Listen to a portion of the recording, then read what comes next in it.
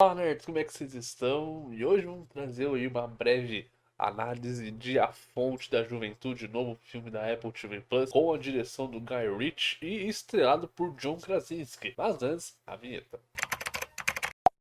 A Fonte da Juventude era uma das grandes apostas da Apple TV Plus para esse ano de 2025. O estúdio investiu pesado aí, cerca de 180 milhões de dólares, e chamou aí o diretor Guy Ritchie para comandar o filme, né? Um nome que já mostrou um certo conforto em filmes de ação, como foi o caso de O Pacto, os dois filmes de Sherlock Holmes, e que também teve aí uma breve experiência para esses filmes mais voltados para um público mais amplo, né? Um público mais familiar, né? Como foi o caso de Aladdin, o live action da Disney. Mas mesmo com esse currículo, o Ritchie ele ainda não conseguiu emplacar uma certa sequência de sucessos que consolidasse o diretor como uma grande referência para essas grandes franquias. Para dar uma força ao projeto, o elenco principal já chega com um certo peso pro filme. John Krasinski, Natalie Portman, Eiza Gonzalez, um trio que no papel ele já carrega muita presença, né? Um certo carisma e também até um certo potencial de química entre eles. Só que mais uma vez a Apple parece repetir aquela fórmula padrão dela, né? Ela continua tentando firmar o seu nome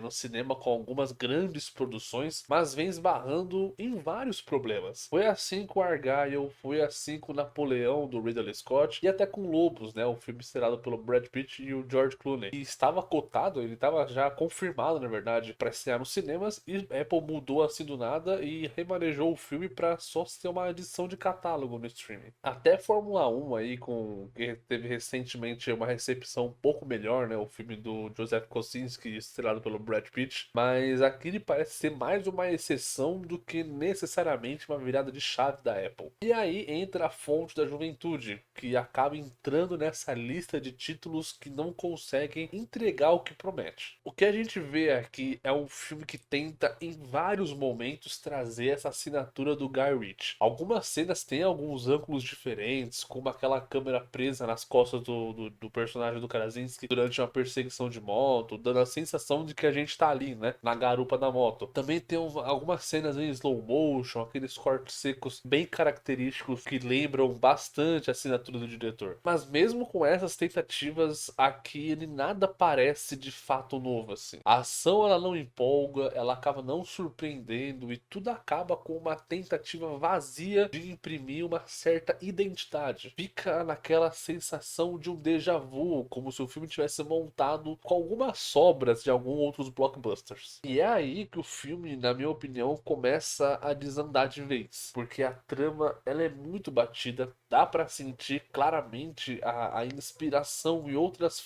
franquias como Indiana Jones, Tomb Raider, Uncharted. Só que o problema é que esse filme ele só pega os piores elementos dessas referências. As cenas de ação até têm uma inspiração em Uncharted, mas não tem um certo impacto que o jogo traz. E o pior, ele quase tudo se resolve por acaso ou com alguma espécie de diálogo preguiçoso. A proposta do filme aqui é claramente ser essa jornada aventuresca. Só que desde o início o roteiro já entrega quem é o vilão, os interesses de cada personagem e não tem nenhuma reviravolta que faça a gente se empolgar. A relação entre os personagens da Portman e do Krasinski, eles até têm um certo desenvolvimento, mas eu considero o restante do elenco aí quase decorativo. Eles estão ali só para preencher alguma cena ou entregar algum diálogo que faça a trama andar. O mais frustrante é que o próprio Guy Ritchie confirmou que o filme é inspirado em Indiana Jones e isso fica visível em algumas cenas. E ok, até dá para curtir alguns momentos com esse espírito de aventura, mas a sensação geral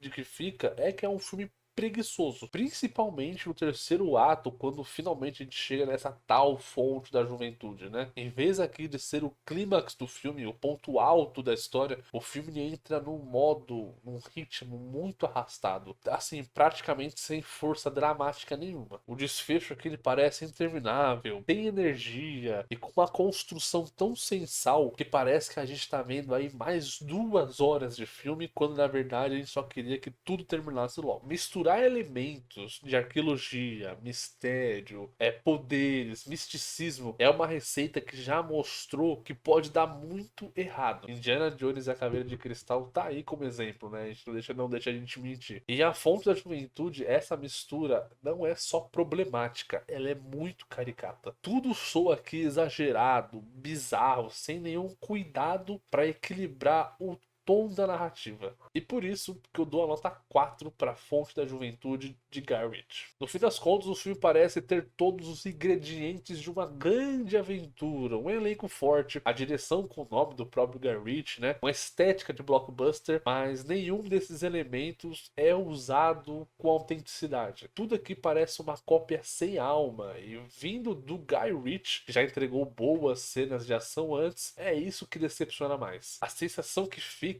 é que o filme entrega tudo no modo automático. Ele apresenta as peças, mas parece ter preguiça de fazer a engrenagem funcionar. Ele tem preguiça de surpreender, preguiça de nos envolver emocionalmente e, por fim, acaba fazendo até mesmo a gente ter preguiça de assistir o filme. Mas eu quero saber de vocês, o que vocês acharam de A Fonte da Juventude? Se vocês gostaram ou não, deixa aqui nos comentários e até o próximo vídeo.